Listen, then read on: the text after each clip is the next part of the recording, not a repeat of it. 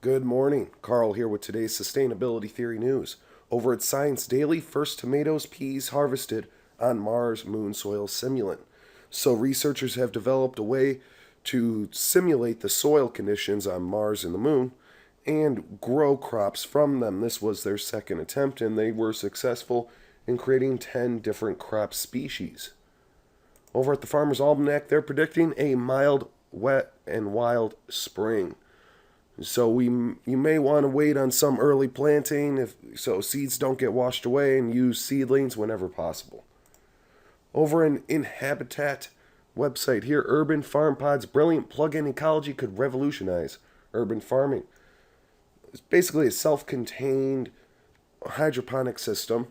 They can also grow biofuels and algae in these little tiny pods. Each one of these crevices can plant a different plant. And they're interchangeable sections as well.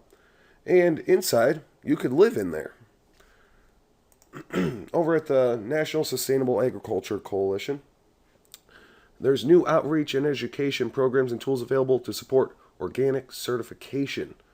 So if you have a small farm, you want to get it organic certified, it does take a bit of time, effort, and paperwork. And these workshops here, and there's some for Ohio, Northeast, Northwest, California.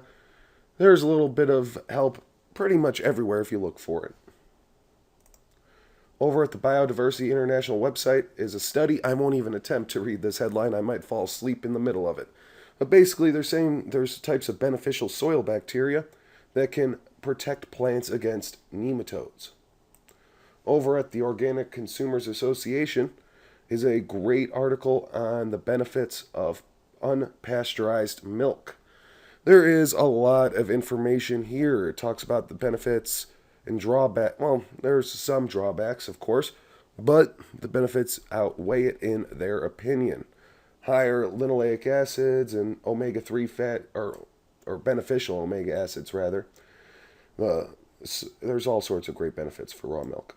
Again, at Science Daily, welfare recipients seen as immoral for buying ethical products. So people who are using food stamps to buy organic foods are seen as immoral, or rather the act is seen as immoral. Whether or not you agree with food stamps, should we be judging people for buying food that most of us would rather have ourselves? I don't know. Over at Context Institute is an old interview from Bill Mollison, the David Brower of Australia. I know that bad Australian accent probably offended a few people, but there it is. Big, long article talking about different methods of sustainable agriculture right here. At the Urban Organic Gardener is a nice infographic about the most common plants grown. And they break it off seasonally as well, so you can get a nice harvest all year round. Get some nice fresh fruit available to you all year. Over at Urban Gardens, there's a heck of an article. It's really a photo article about a village, a historical village in North Carolina that has all sorts of organic and heirloom vegetables, as well as showing people how they used to grow it back in the old times. And I'll show you real quickly. There's just a lot of pictures here.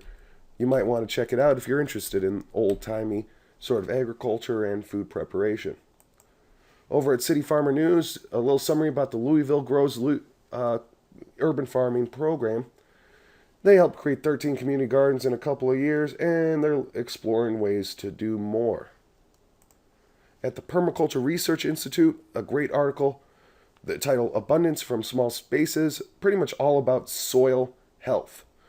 And let's go down here. It talks about everything that they've created on their farm last year. Oh, it's right here, yeah. Over 21 species and 60 varieties of fruit, 30 varieties of herbs, 80 varieties of vegetables, 10 varieties of nuts, all sorts of stuff. And here's the produce, the yield by weight, harvested every month.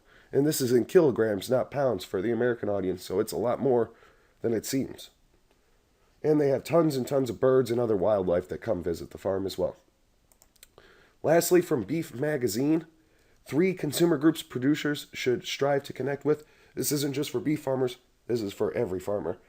Moms, millennials, and foodies. all three of which care greatly about healthy food and natural food. That's it for today. Please leave your questions and comments below. Have a great day.